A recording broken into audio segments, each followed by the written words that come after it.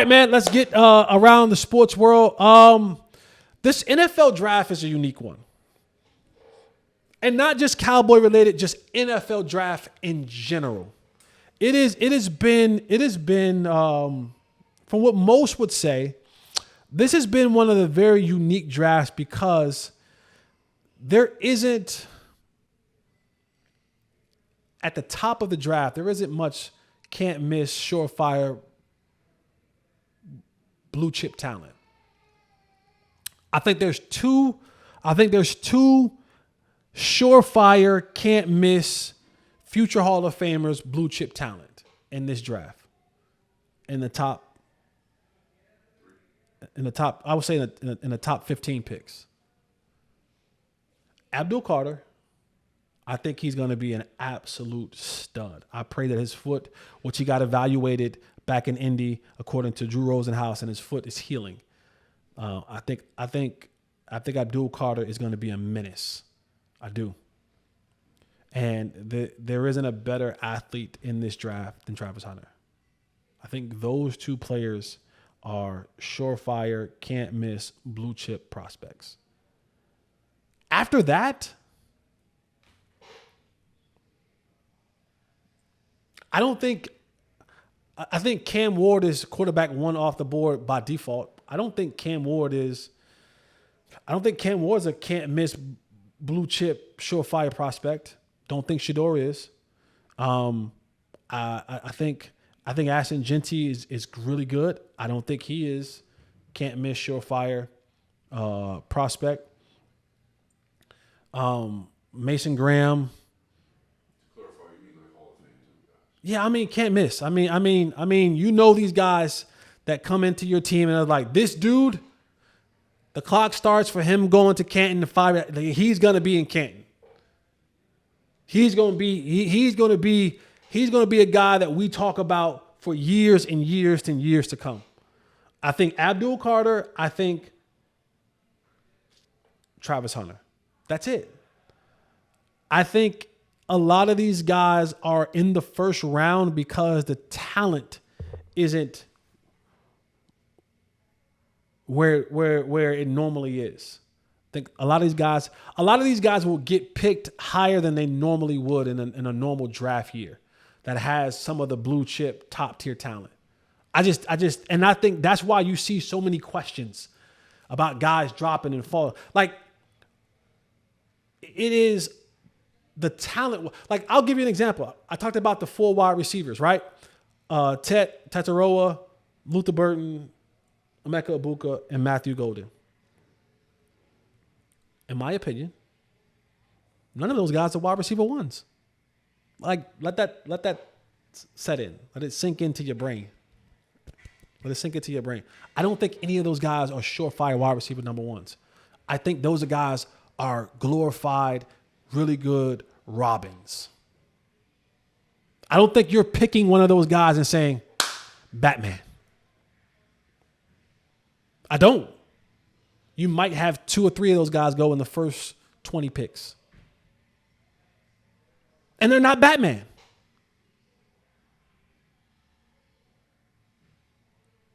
They may have some Batman plays. They're not Batman. You're not saying that this is wide receiver 1 on my football team. You're saying he's going to be 1B or 2. I'm pairing him with. I think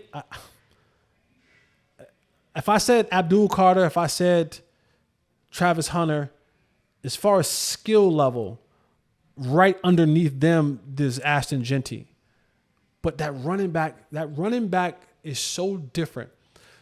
And here's how I look at it.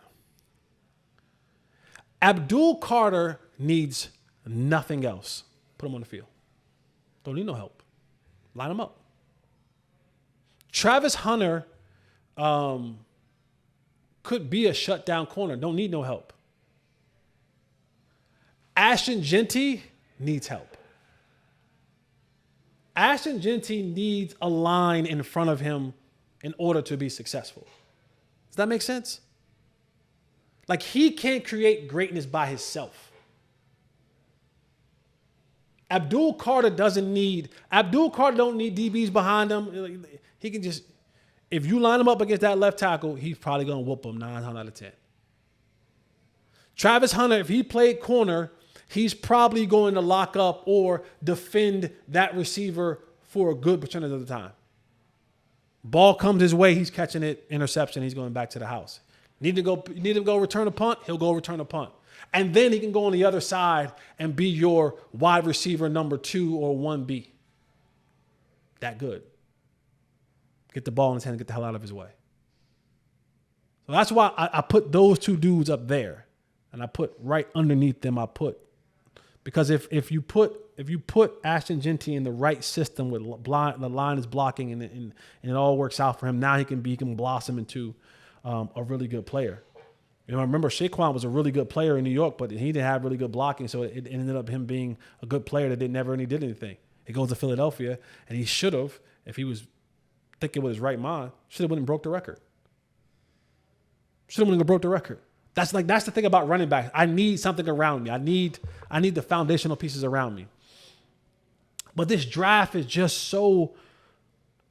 There is no, again, I don't know any other way to put it. There is no surefire, blue chip, can't miss prospects. Like, he's going to be. I got to pair them with something else. I got to put them in the right. So that's why you hear all the questions. Like, if Shador goes to New York, I don't know if Shador makes New York. Like, you don't go to New York and all of a sudden the odds of New York going to Super Bowl rises. Like, Shador has to go there and you still have to build pieces around him to be successful. It's not like Shador goes there and he's Patrick Mahomes, where he makes the other guys better. You know what I'm saying? Does that make sense? Same thing with Cam Ward. I think Cam Ward has arm talent. I think he has escapability. I think he has the ability to make plays when there's no plays to be made at times. But if he goes to Tennessee, if he goes to Cleveland, you're not saying, oh, Cleveland, Tennessee. The odds just went up for them making. I don't know. Maybe I'm being too critical on those guys, but this draft is just weird. It's weird. You know, you think about guys like Shamar Stewart, right? From old people saying, if they could build a defensive end, they could build one. Like Scott's saying, if we could build one from scratch, it looked like Shamar Stewart. That's what they're saying. They're saying if we could build it and give it traits and give it attributes, physical attributes, and how to predict the numbers to go, it looked like Shamar Stewart. But then it goes, he has the look, doesn't have the productivity. So now you're going traits versus actual productivity on the field. And some teams are going to go, this is the prototypical, this is what it's supposed to look like. And I'm not saying that he won't work out, but I'm saying that the question is that look is supposed to match. He's supposed to be Reggie White coming out. You know what I'm saying? Like, it's supposed to have that feel to it. Doesn't. There's a lot of questions. It goes, well, what we're seeing and what we're seeing, 1 and 1 ain't equaling 2. There's a lot of questions. There's a lot of questions about the top end level of talent. There's a lot. And then we start getting to 15 to 32. It's now start saying, all right, how many of these guys, because of the talent level not being as blue chip, as great, how many of these guys now did we force into the first round that are truly second rounders? And now who are second rounders that really probably should have been third rounders? And now you start putting these labels and titles and expectations. Thank you. Expectations on these players because the talent isn't as great. So they move up into the realm because they're saying, we got to have 32 first rounders. Got to have 32 first rounders. But on a normal draft, these guys would be middle of the second, late second, third round picks. So everybody gets moved up a little bit because of this draft is not having a lot of talent. So when you think about just the draft assessment of it all, I just think about those things. I could be wrong. I could be right.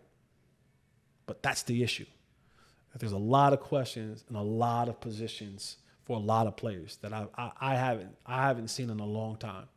This many questions about the top end talent that are going in this draft. Normally you'd have 8, 10, 11, you're like, these dudes, blue chip, they're taking off. And then you definitely miss.